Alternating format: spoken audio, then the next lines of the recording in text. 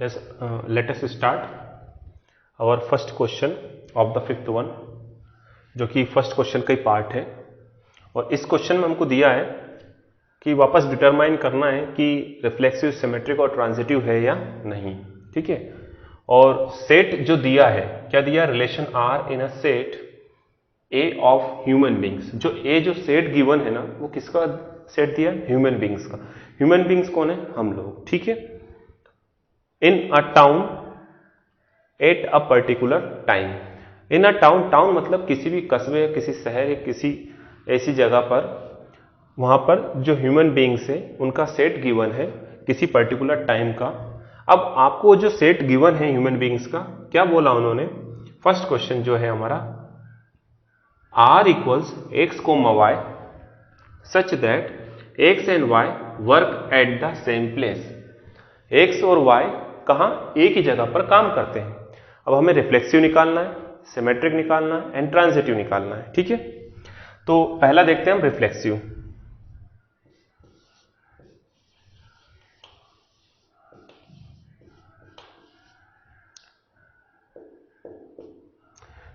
पहला देखते हैं हम रिफ्लेक्सिव।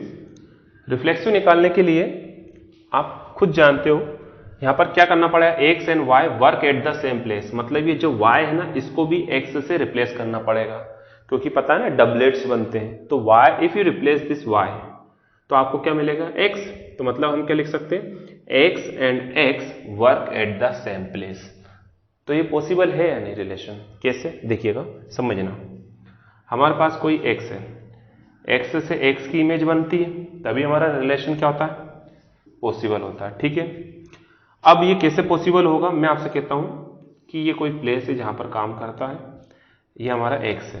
ठीक है, इस एक्स को मिरर के सामने रखो, ये जो एक्स है और वो जो एक्स है, ये जो सामने वाला एक्स है ये वाला है, और ये जो एक्स है ये फर्स्ट वाला। इसकी इमेज कहां बन रही, मिरर में, और मिरर में जो एक्स है उसकी प्री इमेज कहां बन रही, एक्स में। अब आप देखें, इमेज बन रही और प्री इमेज बन रही, जो कि हमारा 11th क्लास में सेकंड चैप्टर पढ़ा था हमने, इमेज प्री इमेज वाला। उसी कॉन्सेप्ट को लेकर चल रहे हैं हम कि भाई इसकी इमेज ये है और इसकी प्री इमेज ये है। इसका कॉन्सेप्ट मैंने आपको इंट्रो पार्ट में भी बताया, आप वहां पर भी देख सकते हैं। ठीक है, तो इसकी इमेज कहां बन रही, इसमें, और इसकी प्री इमेज इसमें बन रही। तो अब आप एक चीज देखिए, एक्स जहां पर काम करेगा यही काम करेगा, तो ये दूसरा एक्स भी वही काम करेगा, क्योंकि है तो दोनों एक ही। भले इससे इसकी इमेज बन रही, मतलब यहां पर अगर 2 होगा तो यहां पर भी 2 ही होगा, डबलेट्स बन रहा है। मतलब क्या हुआ, क्या कह सकते हैं, इसकी इमेज अगर इसमें बन रही है इस मिरर में, तो इसकी प्री इमेज भी यहां पर बन रही है, और ये जो जहां काम करेगा ये एक्स भी वही काम करेगा, ये जो कि मिरर वाला एक्स है। ठीक है, ये मिरर वाला एक्स है। तो क्या समझ में आया कि दोनों एक ही जगह पर काम करेंगे। अब आप कहोगे रिफ्लेक्सिव तो क्या हर एक में पॉसिबल है, नहीं है। जैसे अगर यहां पर कोई होता, x is 7 centimetre taller than y, second question इसी का, मतलब एक्स जो है वाई से ग्रेटर है, मतलब 7 सेंटीमीटर, एक्स क्या है 14 और वाई कितना है 7। ठीक है, तो अब आप एक बात बताएं, ये दोनों दिया उन्होंने, x is 7 centimetre taller than y, relation दिया है। अब आप एक समझे, मैं उसी का एग्जांपल दे रहा हूं नेक्स्ट क्वेश्चन का। अगर आपके सामने यहाँ एक्स रखा है और यहाँ मिरर में एक्स रखा है, तो ये एक्स क्या मिरर में एक जो एक्स है उससे 7 सेंटीमीटर टॉलर हो सकता है क्या। रिलेशन के कॉन्सेप्ट को समझे, एलिमेंट्स के बीच में जो रिलेशन एस्टेब्लिश होता है उसके अकॉर्डिंग ही हमें डिसाइड करना है रिफ्लेक्सिव, सिमेट्रिक, ट्रांजिटिव है या नहीं है। तो आप यहां देखें कि इसकी इमेज उसमें बन रही है, और रिलेशन क्या एस्टेब्लिश हो रहा है यहां पर। अब मैंने जो एग्जांपल बताया आपको कि ये एक्स जो है मिरर में एक्स से 7 सेंटीमीटर टॉलर होगा, ये पॉसिबल नहीं है, क्योंकि ये दोनों क्या है, बराबर ही होंगे।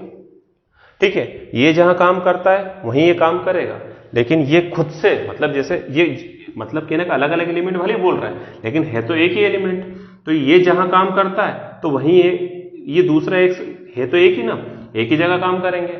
लेकिन ये एक्स खुद से 7 सेंटीमीटर बड़ा हो सकता है क्या, नहीं हो सकता। तो हम क्या सीख रहे हैं कि यहां पर यह ध्यान रखना है कि जो रिलेशन एस्टेब्लिश होता है वो कैसे होता है। ठीक है, आगे के क्वेश्चंस में मैं आपको मिरर का एग्जांपल दूंगा और धीरे धीरे और चीजें क्लियर होती चली जाएगी। ठीक है, हम इतना से याद रखना कि रिलेशन रिफ्लेक्सिव होने के लिए उसको मिरर के सामने रख दो, और वो रिलेशन को अगर सेटिस्फाई करता है, जैसे एग्जांपल में हमने एक ट्राइंगल वाला देखा था, क्या था, ट्राइंगल T1 था, T2 था, तो ट्राइंगल ये जो T1 है और ये T2 है, अगर मैं आपसे रिफ्लेक्सिव की बात करता हूं, यही ट्राइंगल अगर मिरर के सामने रखोगे तो ये ट्राइंगल T1 भी मिरर में होगा। और मैं अगर कॉन्ग्रुएंसी की बात करता हूं, इन दोनों के बीच में कॉन्ग्रुएंसी, तो ये ट्राइंगल मिरर में जो ट्राइंगल है उसके कॉन्ग्रुएंट होगा या नहीं होगा। कॉन्ग्रुएंसी का मतलब क्या होता है, एक जैसा दिखना। तो क्या एक जैसे नहीं दिखेंगे अगर वो कॉन्ग्रुएंट होगा। ये जो मिरर है, सॉरी ये जो ट्राइंगल है, ये जो मिरर में ट्राइंगल है, दोनों एक जैसे ही तो दिखेंगे। रिलेशन क्या बोला, कॉन्ग्रुएंसी वाला, इसलिए क्या होगा, ये रिफ्लेक्सिव हो जाता है। यहां पर समझ में आया क्या था, work at the same place, इसीलिए रिफ्लेक्सिव होगा। 7 सेंटीमीटर टॉलर देन वाई था, मतलब ये खुद से 7 सेंटीमीटर टॉलर हो सकता है क्या एक्स, पॉसिबल नहीं है। इसी के बाद मैंने एक एग्जांपल में क्वेश्चन है, line L1 is perpendicular to L2, है ना, दिया था वो भी। तो अगर मैं लाइन L1 ड्रॉ करता हूं और इसको मिरर के सामने रखता हूं, तो क्या ये लाइन L1 खुद पे परपेंडिकुलर हो सकती, क्या नहीं हो सकती। ठीक है, तो ये रिफ्लेक्सिव नहीं होगा। ये रिफ्लेक्सिव हो जाएगा क्योंकि ये ट्राइंगल खुद के कॉन्ग्रुएंट हो सकता है, बट लाइन L1 खुद के परपेंडिकुलर नहीं हो सकती है। सो इस तरह से हमको रिलेशन मिरर में रखने के सामने मिरर है, उसमें अगर आप रख के रिलेशन को एस्टेब्लिश करोगे तो आप इजीली समझ जाओगे। ओके, चलो let us move to now. हमने रिफ्लेक्सिव लिया तो हमें समझ में आ गया ये रिफ्लेक्सिव है, क्योंकि एक ही जगह पे दोनों काम करेंगे।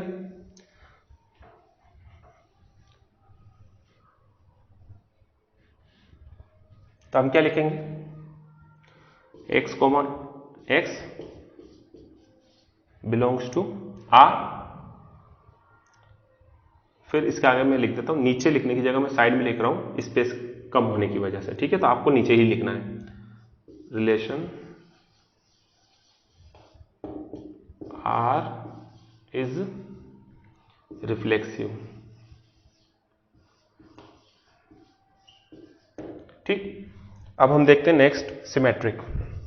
इसके कॉन्सेप्ट को डीप से समझना बहुत ही ज्यादा इंपॉर्टेंट है, तभी वो क्लियर होगा। अभी हम 10th क्वेश्चन भी पढ़ेंगे, उसमें आपको और वेरी वेल क्लियर हो जाएगा, क्योंकि 10th एक क्वेश्चन में जो है सेट दिया है, उससे हमें रिफ्लेक्सिव, सिमेट्रिक और ट्रांजिटिव के एग्जाम्पल्स बनाने रहेंगे। ठीक है, सिमेट्रिक देखते हैं हम।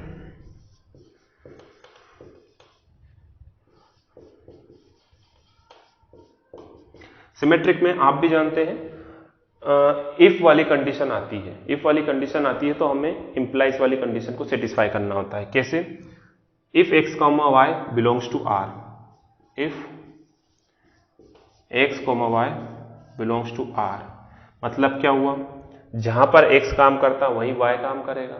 ठीक है ना, मतलब यही ना, x and y work at the same place. तो मैं आपको एक एग्जांपल लेकर बताता हूं।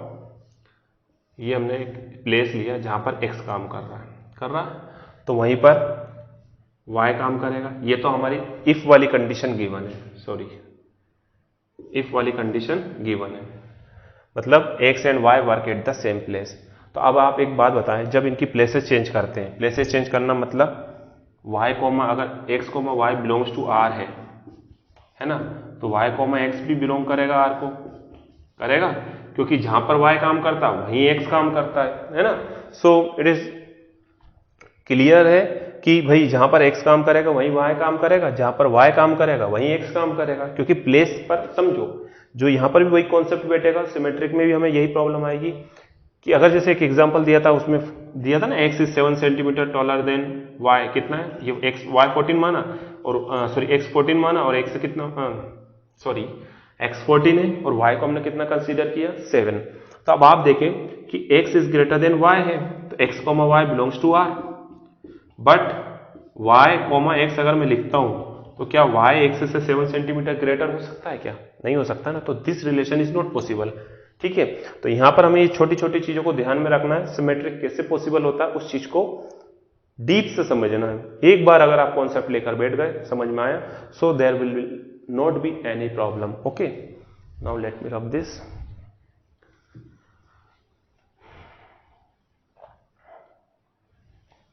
अच्छा, इसको लिखा रहने देता हूं। ठीक है, अब हम क्या कहेंगे, x and y work at the same place. ठीक, तो जब x और y एक्स वाई करते हैं तो वाई एक्स भी करेंगे एक ही जगह पर काम, y and x also work at the same place. तो क्या समझ में आया, y comma x belongs to R, ठीक है। तो relation are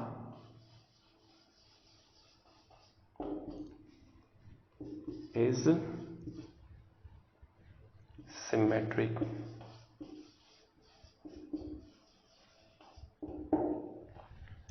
now let us see third one, transitive.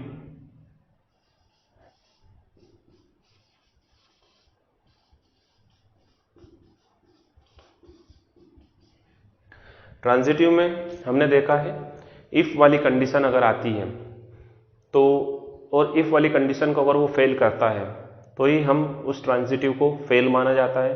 और यदि इफ वाली कंडीशन आती है और उसको सेटिस्फाई कर देता है, कैसे, एक्स वाई जेड तीन चीज चाहिए हमें, एक्स कोमा वाई एंड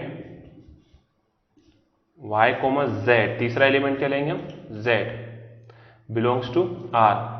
तो हमें क्या बताना रहता है, ये एक्स और जेड का एक पेयर बनाना पड़ता है, क्या ये आपस में रिलेशन रख पा रहे हैं या नहीं। अगर ये रिलेशन रख पाते हैं तो रिफ्लेक्सिव ट्रांजिटिव हो जाएगा, और अगर नहीं रख पाते हैं तो वो ट्रांजिटिव नहीं होगा। अगर by chance if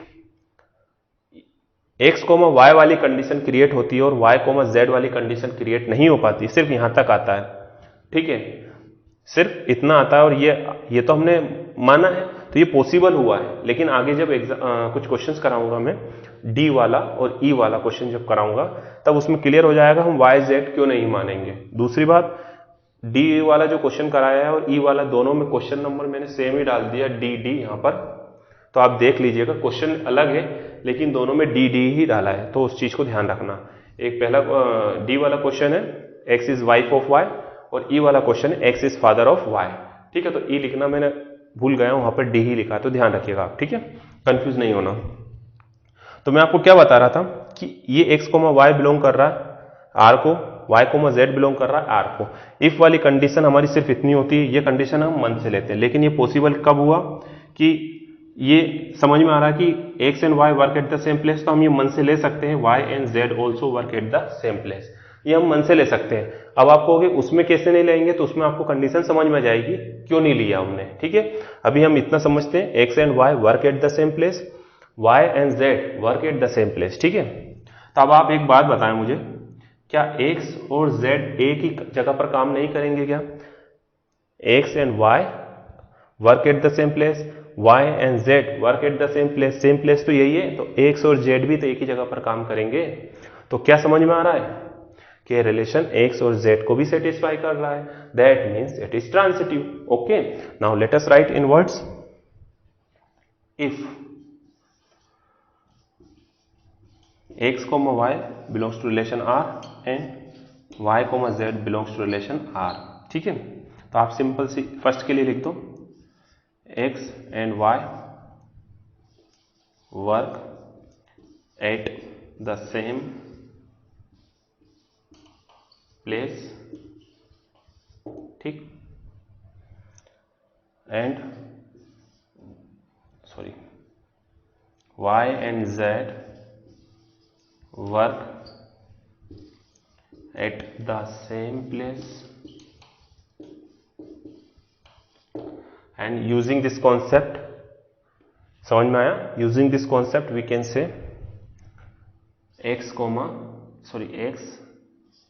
and z also work at the same place। तो हम क्या लिख सकते हैं, x, z belongs to R, hence relation R is transitive, ठीक है।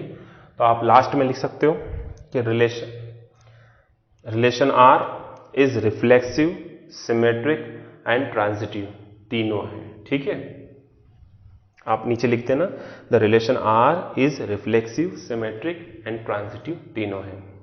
Now please note it down.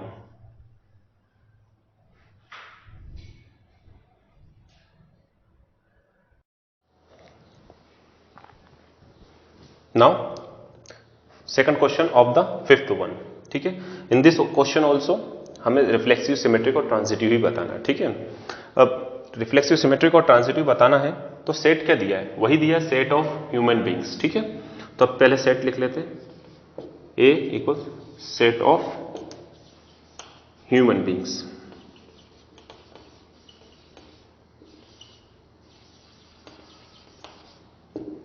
ठीक है, फर्स्ट रिलेशन क्या होता है, रिफ्लेक्सिव। रिफ्लेक्सिव में हमें क्या बताना है, R equals x comma Y such that x and y live in the same locality. अभी जो हमने क्वेश्चन फर्स्ट वाला करा था, ए वाला, it is same question, no change is there. वहां पर उन्होंने बोला था सेम लोकेलिटी में वर्क करते हैं, और यहां पर क्या लिखा है, सेम लोकेलिटी में लिव करते हैं, मतलब रहते हैं, और बाकी इसमें कोई चेंज नहीं है, same as it is A वाला जैसा क्वेश्चन है। चलिए मैं फिर भी आपको करा देता हूं, x and y live in the same locality, मतलब क्या हुआ, x comma x belongs to relation R. ठीक है, तो क्या लिखेंगे, x comma x belongs to relation R.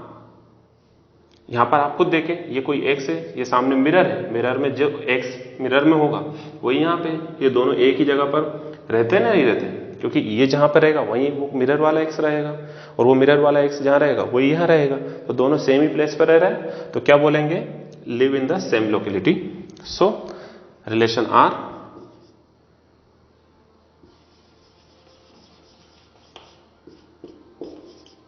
Is reflexive.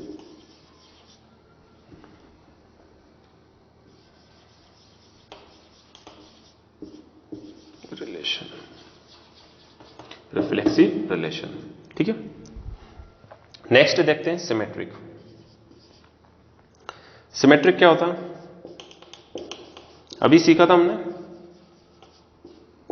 ठीक है, ये कोई प्लेस है जहां पर एक्स रहता है ना, तो वहीं पर कहां कौन रहेगा, वाई। इफ वाली कंडीशन होगी, x and y live in the same locality, तो if x comma y belongs to R. ठीक है, तो आप क्या लिखोगे, जहां पर एक्स रहता है वहीं वाई रहता है, हम लिखेंगे x and y live in the same locality. ठीक है, अब हमें क्या लिखना है, जहां पर इनकी प्लेसेस इंटरचेंज होगी, तो जहां पर एक्स रहता है वहीं वाई रहता है, और जहां पर वाई रहता है वहीं पर एक्स रहता है, तो आप क्या लिखोगे, y and x live in the same locality. ठीक है, now what can we say, y comma x belongs to relation R. ठीक है, तो क्या हुआ है, relation R is symmetric.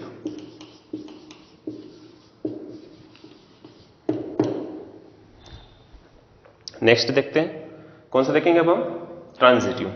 Transitive में भी सेम चीज हमें फॉलो करनी है, उसमें कुछ भी डिफरेंट नहीं है, जहां पर वर्क था वहां पर आपको रिप्लेस बाय लिव करना है। Okay, third one, transitive.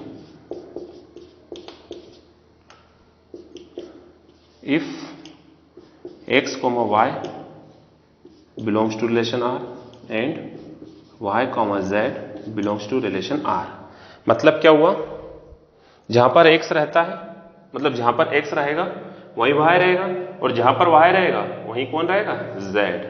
आया समझ में, नहीं आया, तो x जहां पर रहता है वहीं y रहता है, जहां पर y रहता है वहीं पर z रहता है, तो अब क्या समझ में आया, तीनों एक ही प्लेस पर रह रहे हैं, that means we can say x और z एक ही प्लेस पर रहेंगे। तो x और z कहां पर रहेंगे, एक ही प्लेस पर रहेंगे। तो आप क्या कह सकते हो, सबसे पहले तो आपको लिखना पड़ेगा इसी तरह से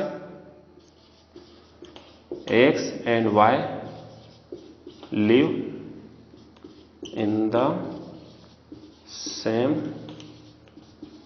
locality. Similarly, y and z live in the same locality. तो हम क्या कह सकते हैं, इसको मैं नीचे लिख देता हूं, चलो यहां लिख देते हैं, समझ में आ गया ये। अब जहां पर x रहेगा वहीं पर z रहेगा, अभी मैंने आपको फिगर के थ्रू बताया था। तो आप क्या लिख सकते हो, x and z, ठीक है। फिर से देख लो इसको, अगर ऐसा डाउट हो तो जहां पर x रहेगा वहीं y रहेगा, और जहां पर y रह रहा वहीं z रहेगा, ठीक है।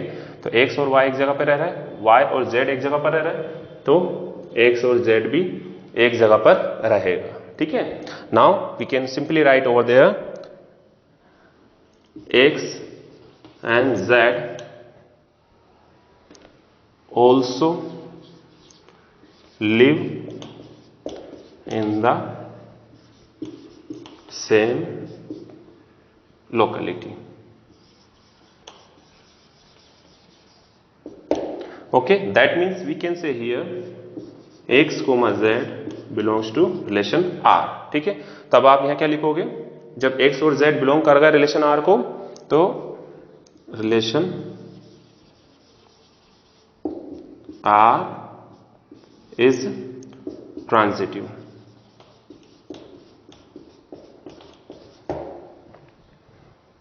Now you can note it down.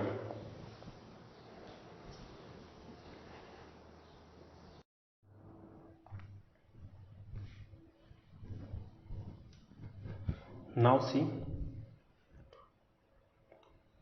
third question of the fifth one.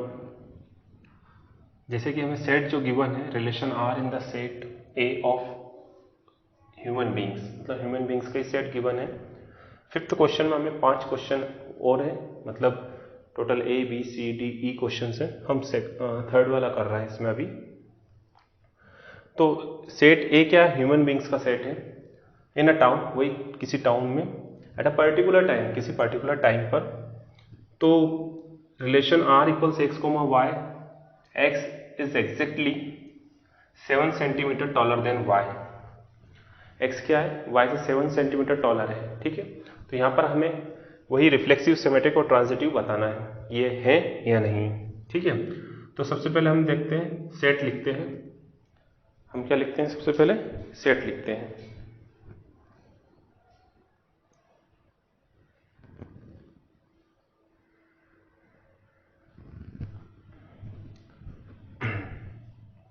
Set A equals क्या लिखते हैं, ह्यूमन बींग्स। क्या लिख दिया हमने, ये लिखो, ह्यूमन बींग्स नहीं लिखेंगे, set of human beings, set of human beings.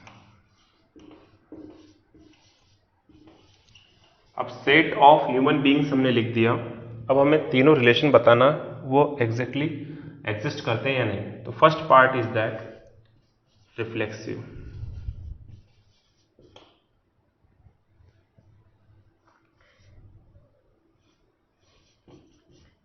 Reflexive का क्या मतलब होता है, अभी बताया था मैंने आपको ए वाले क्वेश्चन में, जो कि भाई खुद से खुद की इमेज बनना होता है, ठीक है। तो यहां पर x is exactly 7 centimetre taller than y की जगह क्या यूज होगा, x is exactly 7 centimetre taller then x, x मतलब खुद से। अब वापस से हम मिरर वाला कॉन्सेप्ट लेते हैं। अगर मैं लिखता हूं x, x belongs to r, तो कब पॉसिबल है रिलेशन, जब उसकी रिलेशन की कंडीशन को फुलफिल करता है। मैं कहता हूं यह कोई मिरर x है और सामने मिरर है, इस x को उस मिरर में रख दिया, तो ये दोनों की इससे इसकी इमेज बनी और इसकी प्री इमेज यहाँ है। तो आप ये प्री इमेज है और ये इमेज है, तो ये एक्स इस एक्स से, ये एक्स है ये मिरर वाला एक्स है, ठीक है, जो मिरर में है वो है। तो ये जो एक्स है इस एक्स से 7 सेंटीमीटर टॉलर हो सकता है क्या? 7 सेंटीमीटर टॉलर मतलब बड़ा हो सकता है क्या? नहीं हो सकता। क्यों नहीं हो सकता? क्योंकि ये दोनों एक्स एक जैसे तो है। क्या है? एक जैसे ही। हमेशा जब भी आप एलिमेंट लेते हो डबलेट्स लेते हैं, इसमें रिफ्लेक्सिव में हमेशा हम क्या लेते हैं? डबलेट्स। डबलेट्स का मतलब क्या है? चाहे वो 2 हो या 3 हो, डबलेट्स होना चाहिए। अब वो डबलेट्स एग्जिस्ट करते हैं या नहीं करते, ये डिपेंड करता है क्वेश्चन पर, ठीक है। तो ये चीज हमें ध्यान रखनी है। अगर उन्होंने बोला है रिफ्लेक्सिव के लिए, जैसा हमने फर्स्ट क्वेश्चन में देखा था कि x and y live in the same locality, तो हमने सेम लोकेलिटी में क्या बोला था? एक्स और y live in the same locality, मतलब वाई को रिप्लेस अगर एक्स से करते हो तो जहां पर ये एक्स रहता है वहीं पर ये एक्स रहेगा। इस एक्स को मिरर में देखोगे तो ये एक्स वहीं रहता है जहां पर ये एक्स रहता है। लेकिन अगर टॉलर वाली बात आती है, रिलेशन दूसरा आता है, तो वहां पर चेंज होता है। क्या? ये एक्स मिरर वाले एक्स से 7 सेंटीमीटर टॉलर नहीं हो सकता, मतलब उससे 7 सेंटीमीटर बड़ा नहीं हो सकता। तो हम क्या लिख सकते हैं सिंपल वर्ड्स में? Since x can not be taller, x can not be exactly, या x can not be 7 centimetre, exactly वाला वर्ड भी यूज करो, exactly 7 centimetre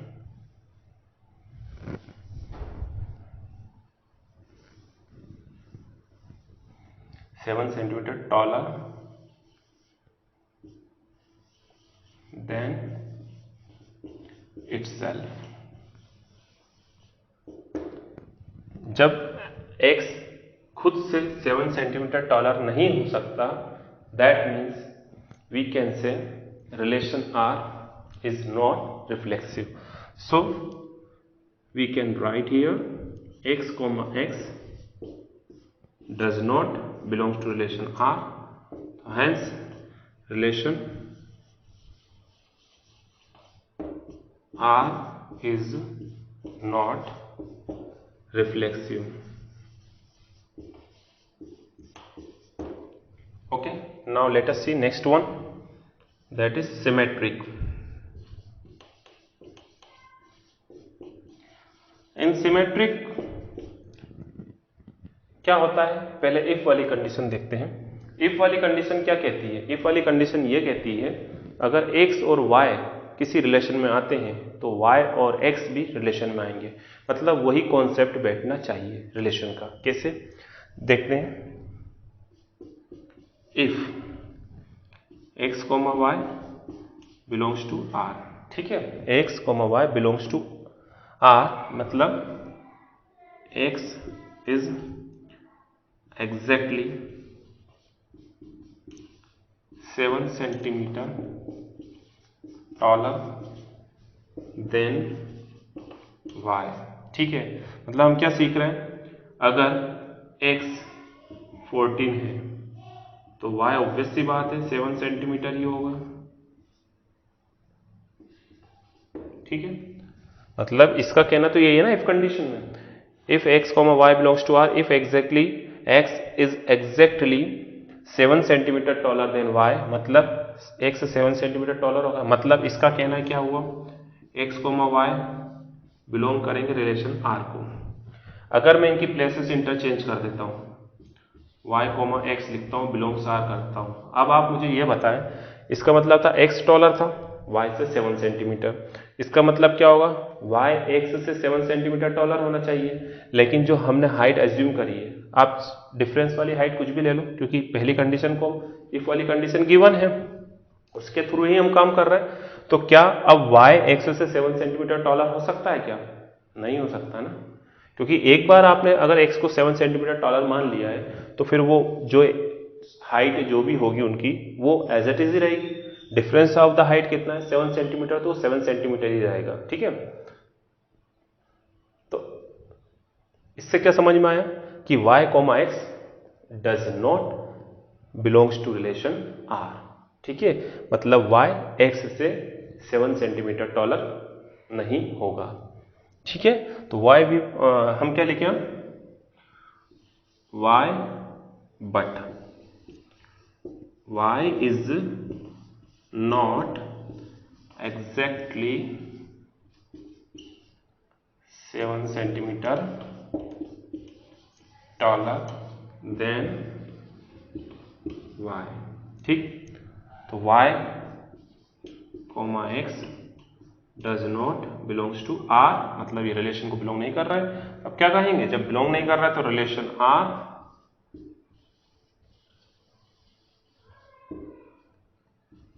is not symmetric.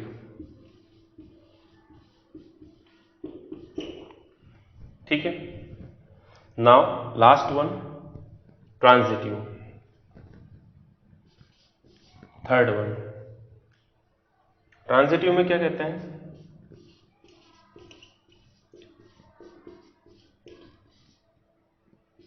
हमें एक चीज ध्यान रखना है, जब हम ट्रांजिटिव रिप्रेजेंट करते हैं ना, तो हमें यह देखना रहता है कि इफ वाली कंडीशन क्रिएट हो रही है या नहीं हो रही है। ठीक है, अगर इफ वाली कंडीशन क्रिएट होती है और वो सेटिस्फाई करती है तो ट्रांजिटिव हो जाएगा।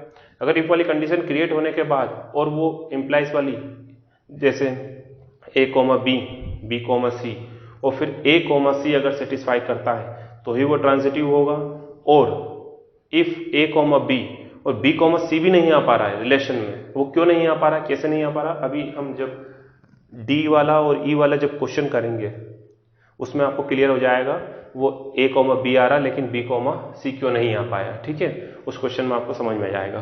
तो अभी हमें ये ध्यान देना है कि इफ वाली कंडीशन तो आएगी इसमें, लेकिन उसमें नहीं आएगी तो आपको वहां क्लियर हो जाएगा। ठीक है, तो अभी हम क्या लेंगे, if x is exactly 7 centimetre taller than y, मतलब if x, y belongs to r and y, z, third element हम z ही लेंगे, belongs to r। ये एलिमेंट हमारा सेट ऑफ ह्यूमन बींग्स है ना, मतलब क्या है, ह्यूमन बींग्स का है। तो मतलब क्या हुआ, क्या सीख रहे हैं हम, या जरा ध्यान से देखते हैं। मतलब ये है कि अगर x y से 7 सेंटीमीटर ज्यादा है तो मैंने x इक्वल 21 माना, तो y कितना मानूंगा, 14। ठीक है, तो दूसरा रिलेशन क्या बोला, y is 7 centimetre taller then z, तो मतलब y z से ज्यादा होगा 7 सेंटीमीटर, तो z कितना मानेंगे हम, 7 सेंटीमीटर मानेंगे, क्योंकि y z से 7 सेंटीमीटर ज्यादा है तो दोनों का डिफरेंस 7 आ गया। x जो है y से 7 सेंटीमीटर ज्यादा था तो इन दोनों का डिफरेंस 7 आ गया। ठीक है, अब हम क्या देखते हैं, x, y देखते हैं, y, z देखते हैं। अगर ये रिलेशन तो हमारे इफ वाली कंडीशन होती है, ये तो है ना, अगर हमारा x और z की कंडीशन फुलफिल हो जाए, और कंडीशन क्या होगी रिलेशन की, वो ये होगी कि x, z बिलोंग करे रिलेशन r को, और वो कब करेगा, जब x y से कितना बड़ा हो, 7 सेंटीमीटर, और x और y का सॉरी x y से नहीं, x z से कितना बड़ा होना चाहिए, 7 सेंटीमीटर। रिलेशन का मतलब यही है ना, 7 सेंटीमीटर बड़ा होना चाहिए, लेकिन x z से कितना सेंटीमीटर बड़ा है, 14 सेंटीमीटर। तो आप कह सकते हो, क्योंकि देखो 21 और 7 का डिफरेंस कितना आना चाहिए, 14 आएगा। ठीक है, तो x और z का डिफरेंस मतलब 21 और 7 का difference 14, that means we can say that relation is not transitive, I am sorry. ठीक है, तो हम यहां लिख देते हैं, वर्ड्स में एक्सप्रेस कर देते हैं। Now x is, concept clear हो चुका है, अब मैं वर्ड्स में लिख रहा हूं, उसको समझते चलना। एग्जैक्टली 7 सेंटीमीटर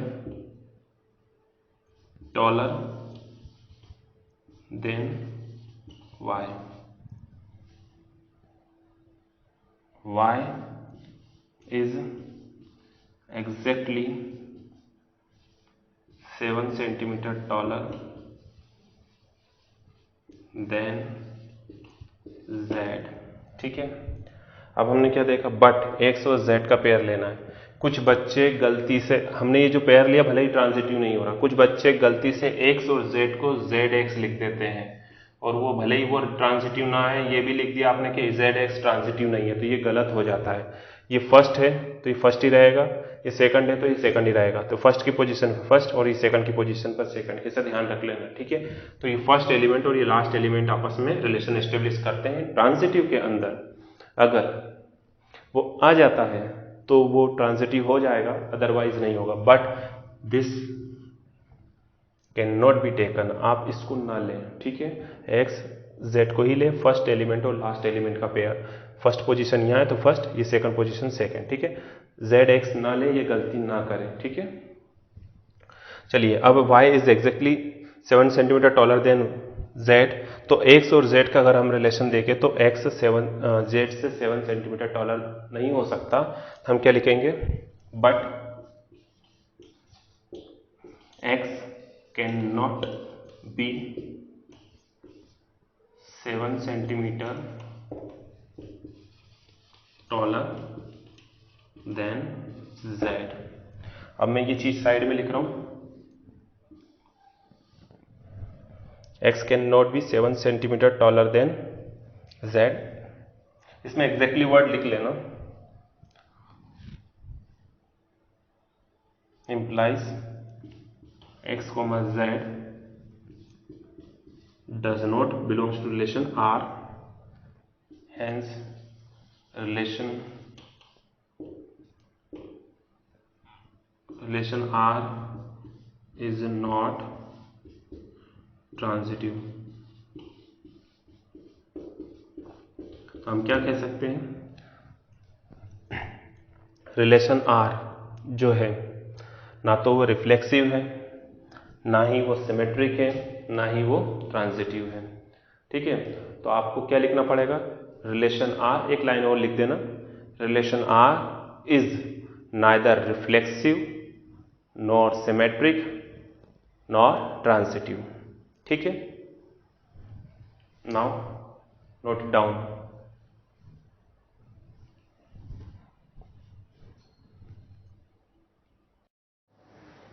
लेट अस सी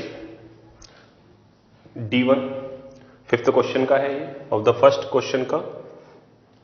फर्स्ट क्वेश्चन में आपको दिया क्या था, आपको ये बताना है ये रिफ्लेक्सिव सिमेट्रिक और ट्रांजिटिव है। रिफ्लेक्सिव सिमेट्रिक ट्रांजिटिव बताने के लिए फिफ्थ क्वेश्चन में हमारे पास क्या दिया है, सेट क्या दिया है, relation R in the set A of a human beings in a town at a particular time given by. Okay, कोई मतलब सेट क्या दिया, ऑफ ह्यूमन बीइंग्स। तो हम लिखते हैं सबसे पहले set set of human beings.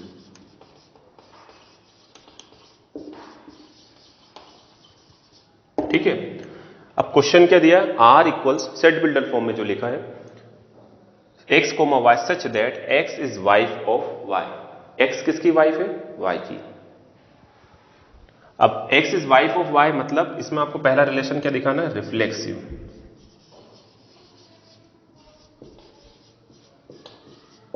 Reflexive relation दिखाना है, आप इसको पहले एग्जांपल से समझते हैं, इसके बाद हम आगे बढ़ेंगे। ठीक है,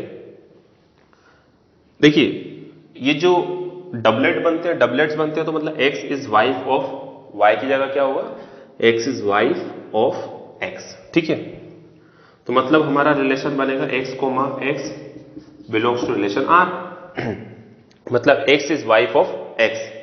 ठीक है, अब ये पॉसिबल है क्या, मैं आपसे बोलता हूं ये एक्स है, इसके सामने मिरर रखा है और ये एक्स उस मिरर में दिख रहा है, मतलब इस एक्स की इमेज क्या है, मिरर में है। अब मुझे बताएं ये एक्स उस एक्स की वाइफ हो सकता है क्या, एक्स खुद की वाइफ हो सकती है, नहीं, मतलब एक्स खुद की वाइफ नहीं हो सकती, that means we can say it is not reflexive.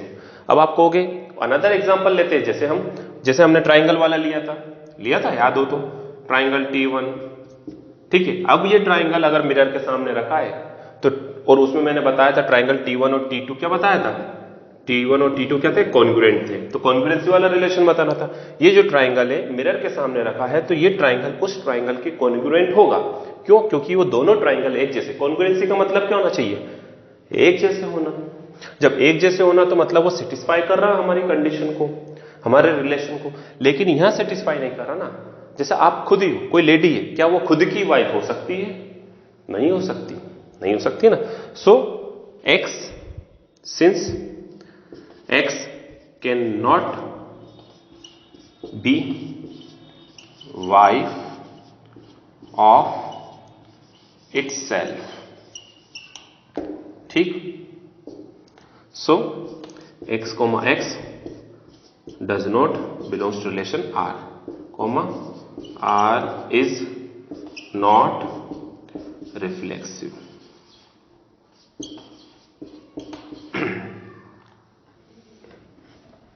ठीक है। Now next one, symmetric. Symmetric relation में क्या होता है, मैं फिर से रिवाइड करा देता हूं आपको। कोई भी चीज कंप्लीटली एक दूसरे को कवर करे, मतलब इधर से देखो तो भी और इधर से देखो तो भी तो ही वो क्या होगा, रिफ्लेक्सिव होगा। कैसे? जैसे सबसे पहले तो हम इफ वाली कंडीशन लेते हैं। इफ एक्स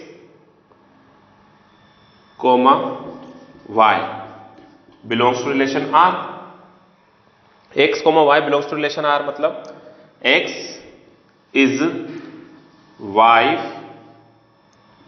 ऑफ वाई, ठीक है, x is wife of Y. अब हम क्या कहेंगे, x is wife of Y मतलब रिलेशन हमारा क्या दिखेगा, एक्स कोमा वाई आपने लिया सपोज, ठीक है। अब आपने लिया तो एक्स क्या होगा, वाइफ हो गया, हुआ, और वाई क्या हुआ, हस्बैंड हुआ। यही रिलेशन बन रहा ना, X is wife of Y.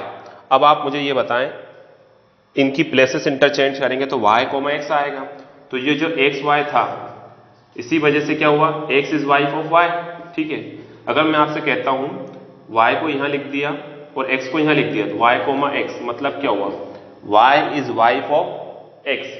अब ये पॉसिबल है क्या, जबकि ये तो क्या है, मेल है ना, और ये क्या है, फीमेल है। तो फीमेल मतलब वाइफ, एक्स वाइफ बन गई एक्स वाई की, तो क्या वाई उसका वाइफ बनेगा, वाई तो उसका हस्बैंड होगा ना, क्योंकि अब प्लेसेस इंटरचेंज करेंगे तो क्या हुआ, Y is husband of X. जबकि उनको क्या दिखाना है, वाइफ, मतलब प्लेसेस इंटरचेंज अगर आप करते हो तो उसका रिलेशन भी सेटिस्फाई करे। जैसे हमने कॉन्ग्रुएंसी वाला फिर से देख सकते हैं, T1 comma T2 belongs to relation R, तो T2 comma also belongs to relation R। क्यों होगा ये, क्योंकि एक ट्राइंगल ये है हमारे पास, दूसरा ट्राइंगल हमने ये लिया, तो ये इसके कॉन्ग्रुएंट होगा, तो ये भी इसके कॉन्ग्रुएंट होगा। बट यहां तो हस्बैंड और वाइफ का रिलेशन आ गया, तो एक्स वाई की वाइफ तो हो सकता है, लेकिन वाइफ, ये जो वाई है हस्बैंड है, मेल है, तो वो एक्स की वाइफ थोड़ी होगा, वो तो उसका हस्बैंड होगा। तो मतलब क्या लिखेंगे हम, Y can not be wife of x, ठीक है। तो implies Y comma X doesn't belongs to relation R, relation R is not symmetric. Third one क्या देखना हमें, ट्रांजिटिव।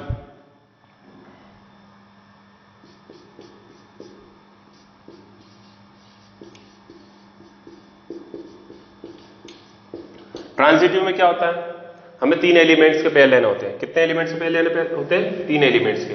अब ट्रांजिटिव हम देखते चले, ठीक है। अब ट्रांजिटिव में अगर आपके सामने मैं लिखता हूं 3 एलिमेंट्स के पेयर कौन कौन से होंगे, एलिमेंट जो है हमारे ह्यूमन बींग्स ही है, ठीक है। मैंने आपसे कहा एक्स लिया, वाई लिया, जेड लिया, ठीक है। क्या लिखेंगे इसमें हम, X is wife of Y, wife हो गई किसकी, वाई की, तो वाई क्या हुआ है, हस्बैंड होगा। अब मुझे आप बताएं, क्या वाई जेड की वाइफ होगा, नहीं होगा ना। मतलब कहने का यह है, ट्रांजिटिव में 2 कंडीशन होती है इसमें, a comma b and b comma c. तो हम ए कोमा बी मतलब एक्स कोमा वाई तो हो रहा है, लेकिन वाई कोमा जेड हम ले ही नहीं पा रहे, वो कंडीशन ही क्रिएट नहीं हो पा रही है। जब वो कंडीशन ही क्रिएट नहीं हो पा रही है तो हमारे ट्रांजिटिव को चेक करने का कोई कॉन्सेप्ट ही नहीं, मतलब कोई सेंस ही नहीं बचता। जब ट्रांजिटिव को चेक करने का कोई सेंस नहीं बचता है तो वो हमारे ट्रांजिटिव को फेल नहीं करेगा। अगर वो ट्रांजिटिव को फेल नहीं करेगा तो रिलेशन क्या होगा, ट्रांजिटिव होगा।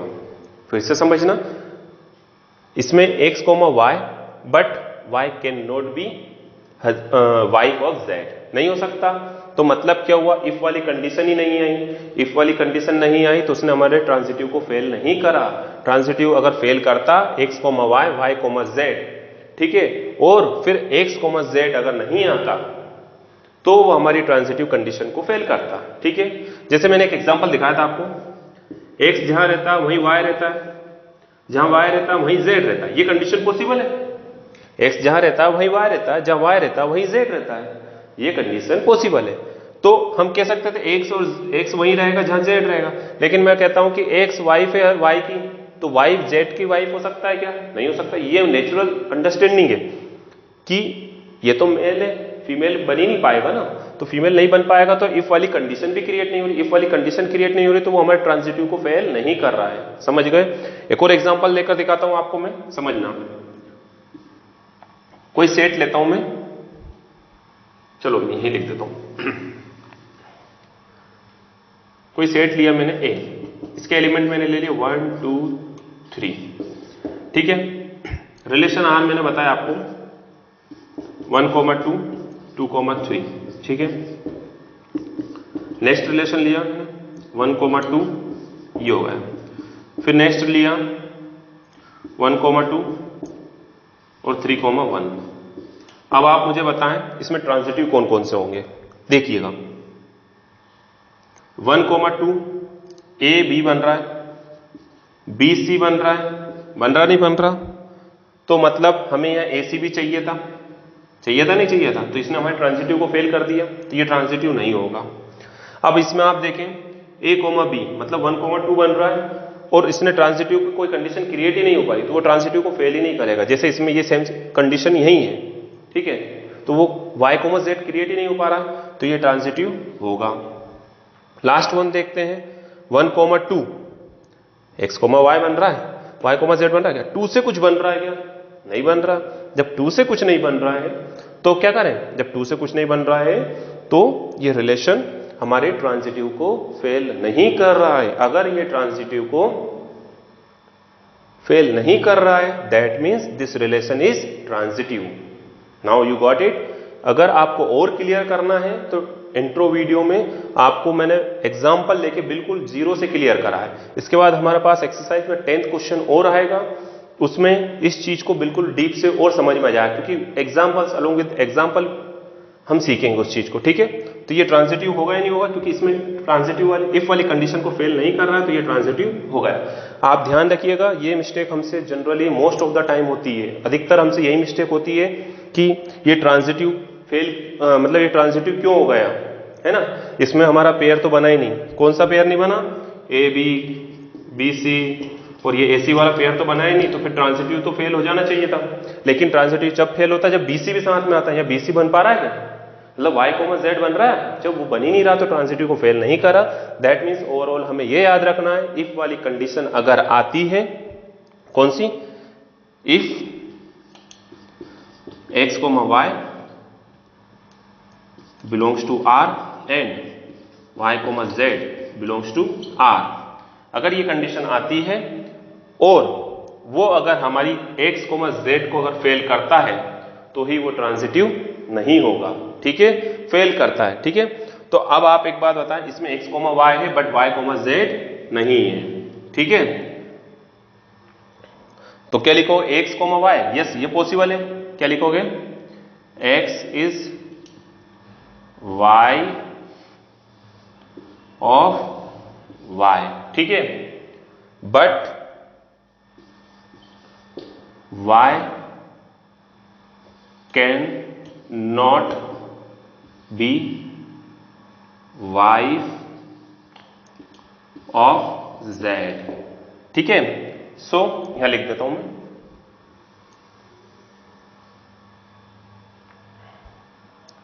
It does not fail, it does not fail transitive relation, ठीक है, hence it is transitive.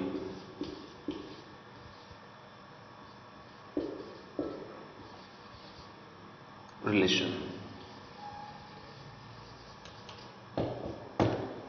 Okay. और कुछ बच तो नहीं रहा, ठीक है। तो इस वे से हमको इसको समझना है, और ये कॉन्सेप्ट रफ पोर्शन है तो इसको अलग से लिख लेते हैं, ठीक है।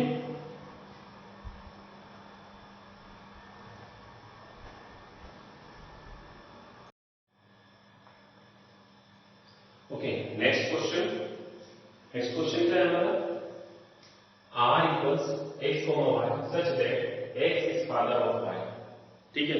इसका सेट वही दिया है, a ऑफ ह्यूमन बीइंग्स, है ना। a क्या है? Human beings. तो हम लिखते हैं सेट, लिखते हैं पहले a equals set of human beings,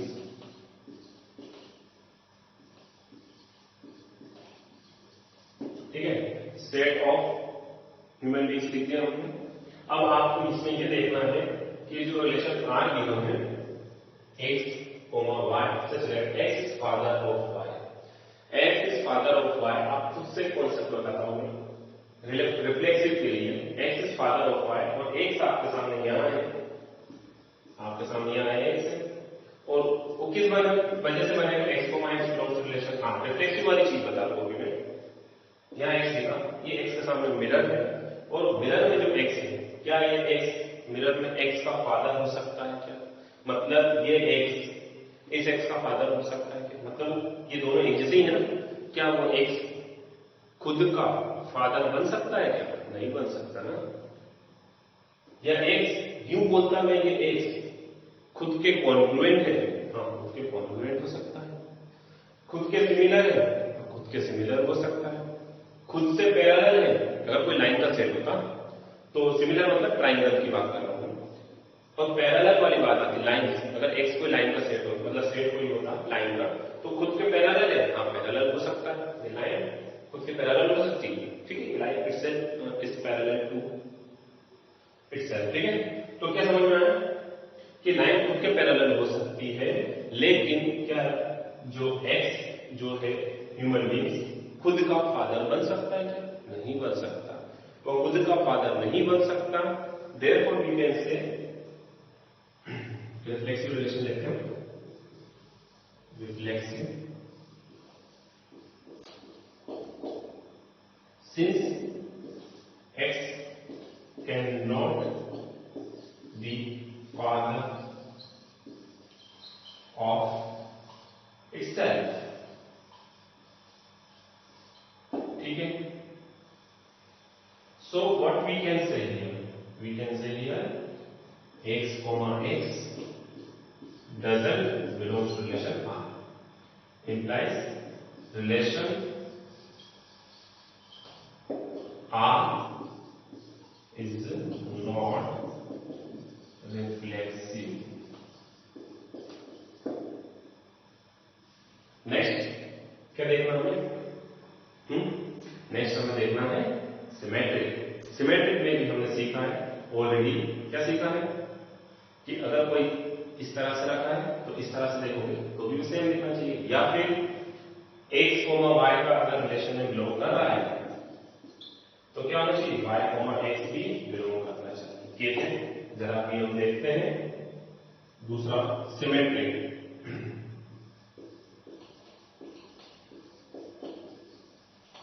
symmetric relation में क्या होता है, यहां पर आप नोटबुक में लिखो तब रिफ्लेक्सिव रिलेशन लिख लेना, सिमेट्रिक रिलेशन लिख लेना, पूरा लिख लेना, ठीक है। एक वाली कंडीशन तो हम लिखते हैं सिमेट्रिक के, एक वाली कंडीशन तो देता है वो।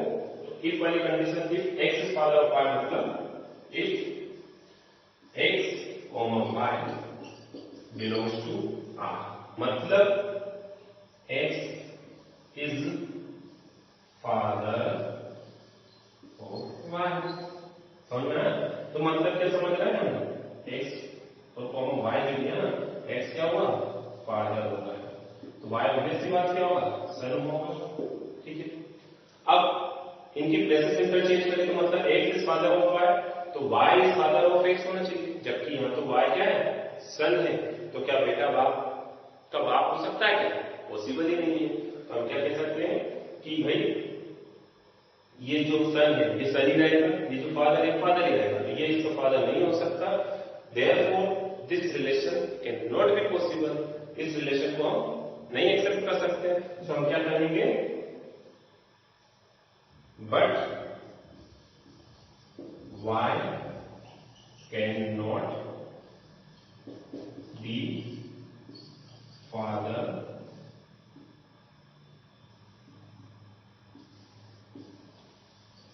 Of x। ठीक है, जब y x का फादर नहीं है तो y, x does not belongs to R. Okay, so what you will say here, relation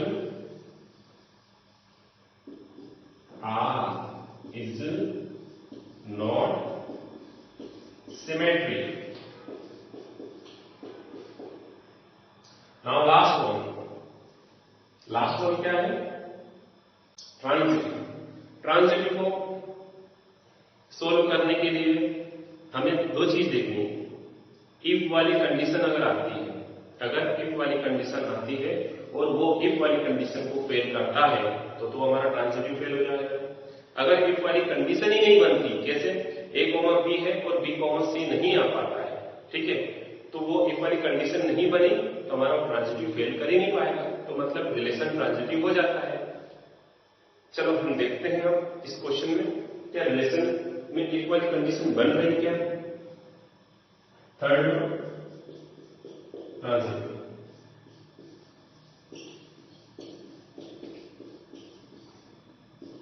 चलिए पहले एग्जांपल से देखते हैं। मैं आपके सामने लिखता हूं x y, थर्ड एलिमेंट लिखेंगे z, ह्यूमन बींग्स। हमारे पास क्या क्या पेयर बनते हैं, x, y। चलो मैं लिखता हूं if x, y belongs to R, मतलब x is father of y, तो x का फादर हुआ, y का मतलब y का सन हुआ। अब क्या जो ये सन है ये किसी का फादर नहीं हो सकता, ये z का फादर हो सकता है, ये दादाजी हो, ये बेटा हो, ये पोता हो, है ना, ये पॉसिबल है। चांसेस जहां आते हैं वो कंडीशन हमको लेनी है, कंडीशन क्रिएट हो रही है क्योंकि ये फादर है ये सन है, ठीक है। अब सन का भी सन हो सकता है, तो मतलब क्या हो, यहां पर ये क्या बन रहा है, फादर बन रहा है, और ये क्या बन रहा है, ये बन रहा है हमारे सन, ठीक है।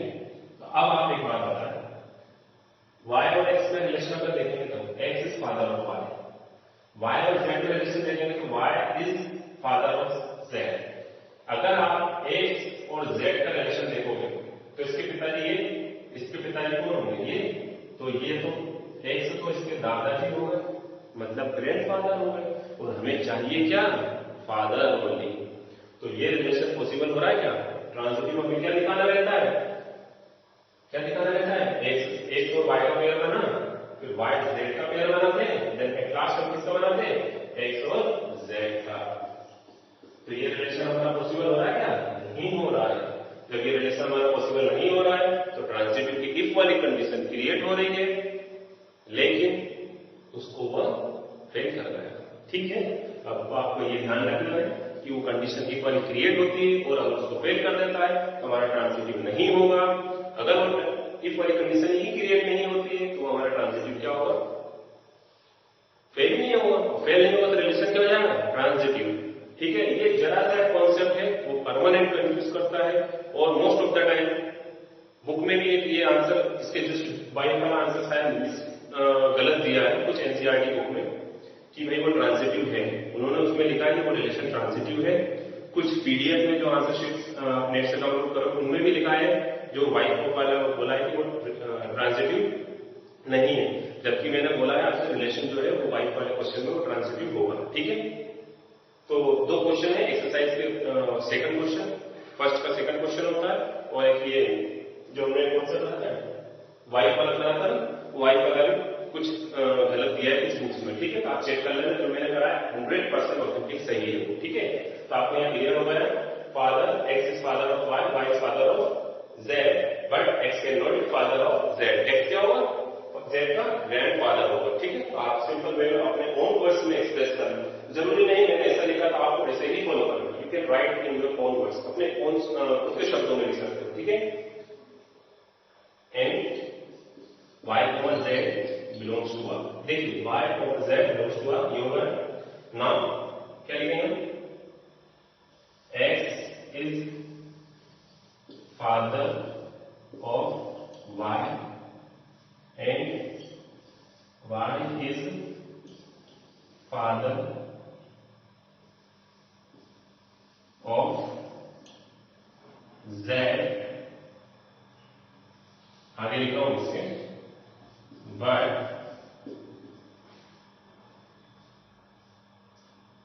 x cannot be father of z। ठीक है, implies what you will write there, x comma z does not belongs to r। ठीक है, अब इसमें अगर नीचे ना लिखे तो आप लाइन लिख देना, relation r is not transitive।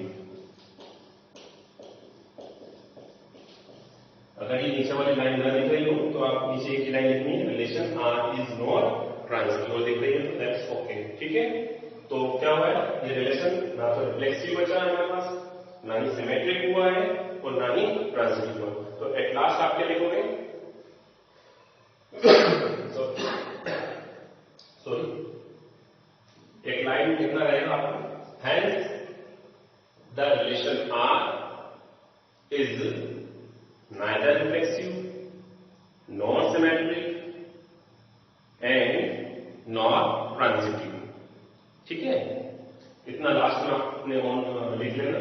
Her question में लिखना है आपको, जितने भी अभी कराए हैं, एक लाइन लिखना, आंसर शीट में लिखी है, ऐसे लिखा आप चाहो तो उससे मैच कर सकते हो।